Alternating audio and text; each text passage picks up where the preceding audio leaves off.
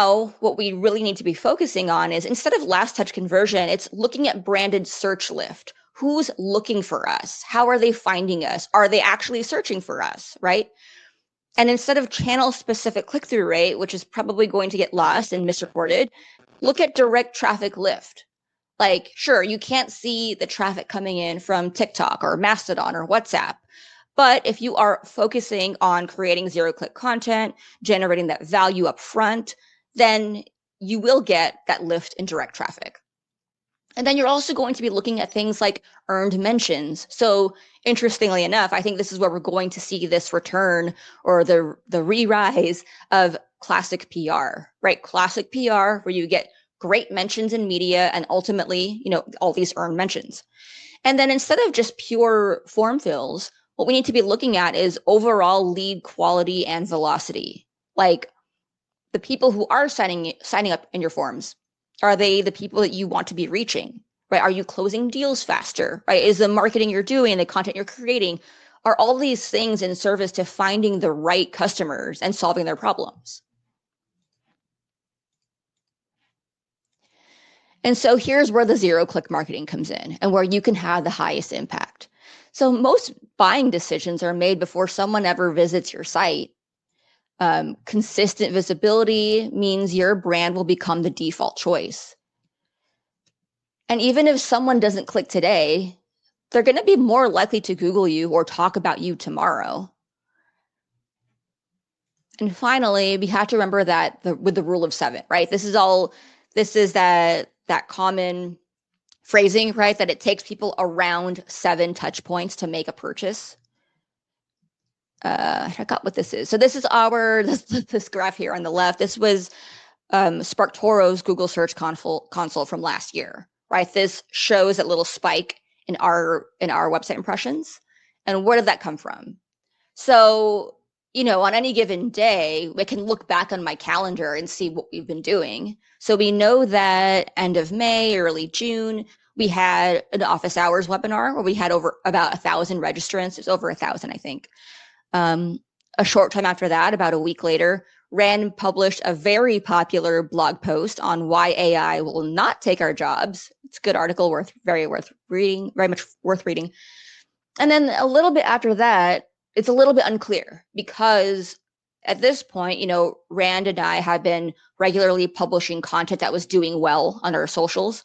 Rand had a popular LinkedIn post that was teasing some upcoming research. And I had a popular LinkedIn post on Hailey Bieber and her sale of her company Rode. And I published a podcast about that. So all these things, it's more so when we can connect those dots looking back, like even several weeks later, that we can see, oh, these things had an impact. These things that we worked really hard on that generated a lot of impressions, that are all activations or campaigns that are generally tied to SparkToro and audience research, they did well for us.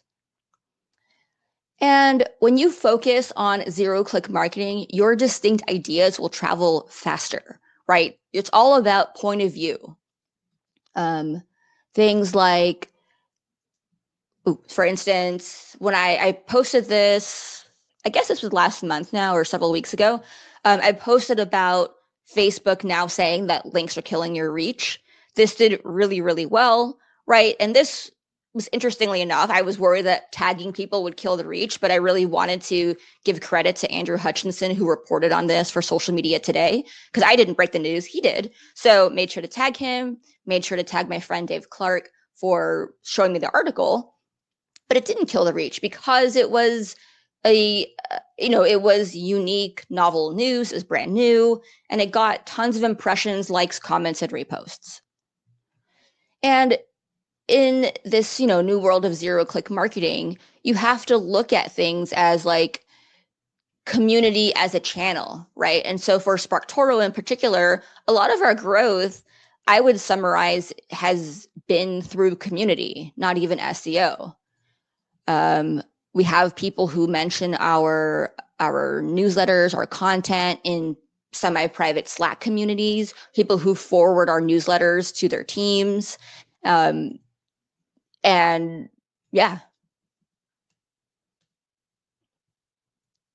because like it or not, we're playing the long game now. Like it might take you a long time to be able to trace those dots going back.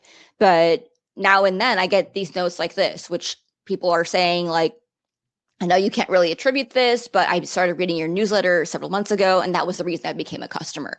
And in this case, right, we're lucky that that this person wrote to us and told us why they converted, right? And I think this is going to kind of be the name of the game from now on. Like, we are needing to get that close connection with our customers and really try to meet them where they are to best understand how they're finding us and how they're converting. And with that, I do have some AI prompts for you because I did promise how we were going to tie all this in with AI. So what I will say is,